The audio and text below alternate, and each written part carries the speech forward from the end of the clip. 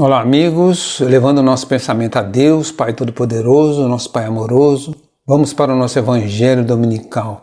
Nós vamos falar um pouquinho hoje sobre o Evangelho segundo o Espiritismo, capítulo 19. Vamos comentar sobre a figueira seca. E a outro dia, como saísse de Betânia, teve fome, e tendo visto ao longe uma figueira, foi lá a ver se acharia nela alguma coisa. E quando chegou, nada nela encontrou, senão folhas, porque não era tempo de figos. E falando-lhe, disse: Nunca jamais coma alguém frutos de ti para sempre. E, no outro dia pela manhã, ao passarem pela figueira, viram que ela estava seca até as raízes.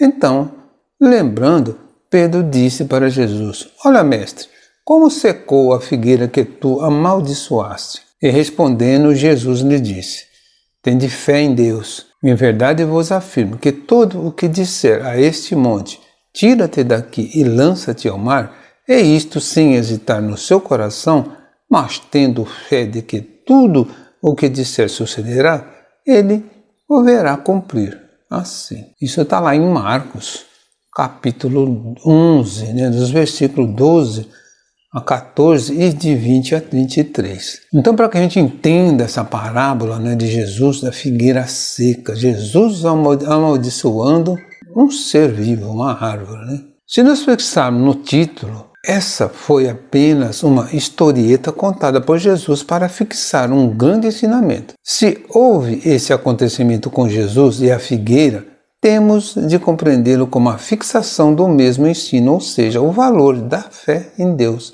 na sua obra e no poder dessa fé. Então Kardec está nos dizendo aqui que Jesus usou isso como um ensinamento. Não tem certeza se realmente aconteceu, como ele diz aqui, se houve isso, se aconteceu mesmo isso, a gente tem que entender como um ensino. Então, como que nós vamos entender isso? Raciocinando. Jesus, conhecedor das leis da natureza e sabendo que ela iria morrer, disse para não dar mais frutos. Não foi ele que matou a figueira, mas ela estava a definhar. Não se pode contrariar a lei da natureza. Então a gente tem que entender que Jesus, um espírito superior, jamais iria amaldiçoar alguma coisa. Principalmente um ser vivo, uma árvore é um ser vivo. Chico, que a gente conhece pouco, mas que viveu entre nós, ele respeitava até um inseto. Então justifica dizer que Jesus jamais iria fazer uma coisa dessa. Então o que Kardec explica? Que Jesus, tendo conhecimento das leis naturais, Jesus conhecia os ventos, as águas, os mares, os peixes, ele conhecia tudo. Então ele sabia que aquela figueira estava para morrer. E aí ele usou isso para um ensinamento. Difícil aceitar que Jesus iria fazer secar uma figueira por estar sem frutos, não sendo a época da frutificação. Todavia, como Jesus nada deixou escrito e seus ensinos foram escritos mais tarde conforme a memória dos que conviveram com ele, Mateus e João, e dos que os transmitiram a Marcos e Lucas, em suas pesquisas temos de procurar entendê-los no seu contexto intelectual e moral, não perdendo de vista a missão de Jesus de trazer na Boa Nova o código moral, o único capaz de transformar o espírito imortal de simples e ignorante, como foi criado, em um ser perfeito e eficaz. Então o que Kardec quer dizer aqui é que Jesus jamais iria fazer uma coisa dessa. Porém, também ele não deixou nada escrito.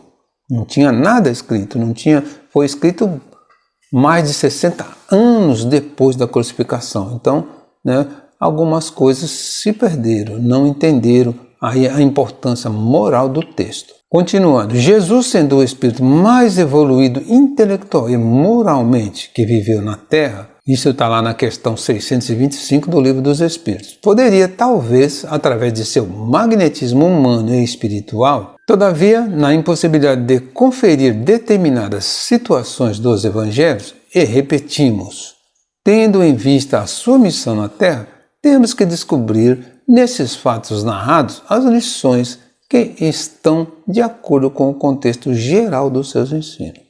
Assim, Allan Kardec viu na figueira seca o símbolo das pessoas que apenas aparentam o bem, sem nada de bom produzirem, dos oradores, das pessoas que falam bonito, mas que nada ensinam de proveitoso, pois são palavras vazias de conteúdo para quem as ouve, das pessoas que poderiam ser úteis, mas não são, de todas as utopias, de todos os sistemas vazios, de todas as doutrinas sem bases sólidas. Os médiuns, como intérpretes dos espíritos, são como árvores que devem suprir o alimento espiritual de seus irmãos. A faculdade mediúnica foi dotada para esse fim. Multiplicam-se de maneira a que o alimento seja abundante. Espalham-se por toda parte, em todos os países, em todas as classes sociais, entre os ricos e os pobres, os grandes e os pequenos, a fim de que, em parte alguma, haja deserdados. E para provar aos homens que todos são chamados, desviam-se, no entanto, do seu fim, colocando-se a serviço de coisas fúteis e prejudiciais, ou de interesses mundanos. Isso está lá no Evangelho segundo o Espiritismo, no capítulo 19, no item 10. Então, Kardec está falando aqui dos médiuns que deveriam fazer, deveriam suprir, deveriam ajudar, e no fim desviam-se do seu caminho. E para a gente continuar aqui nesse assunto, Jesus está nessa passagem evangélica chamando a nossa atenção para as boas obras, não de aparência, mas de real valor para a humanidade. O verniz da caridade nada vale, pois a salvação da alma está presa ao essencial, não ao que aparentamos ser. Uma instituição religiosa, um centro espírita, se não servir de lenitivo aos que o procuram, pode se tornar uma figueira seca, pois deixou de atender às necessidades de seus frequentadores. Por isso, cada um de seus integrantes deve se sacrificar para que o todo prevaleça sobre as suas opiniões.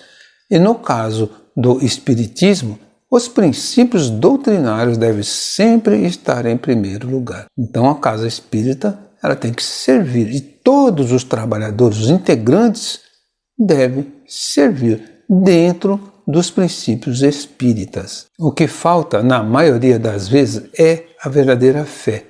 A fé realmente fecunda, a fé que comove as fibras do coração. Em uma palavra, a fé que transporta as montanhas. São árvores frondosas, mas sem frutos. E é por isso que Jesus as condena à esterilidade, pois dia virá em que ficarão secas até a raiz. Isso quer dizer que todos os sistemas, todas as doutrinas que não produziram nenhum bem para a humanidade serão reduzidas a nada, e que todos os homens voluntariamente inúteis que não se utilizaram os recursos de que estavam dotados serão tratados como figueira seca. Então o que Kardec está dizendo aqui é que o que falta é fé. A fé verdadeira, a fé é realmente fecunda. E as doutrinas também, as pessoas e doutrinas que não produzem nada, que não fazem nada, são figueira seca. Então tudo que não colabora com o aperfeiçoamento espiritual do homem é como a figueira seca que não produz frutos e deve ser banido das mentes e dos corações humanos.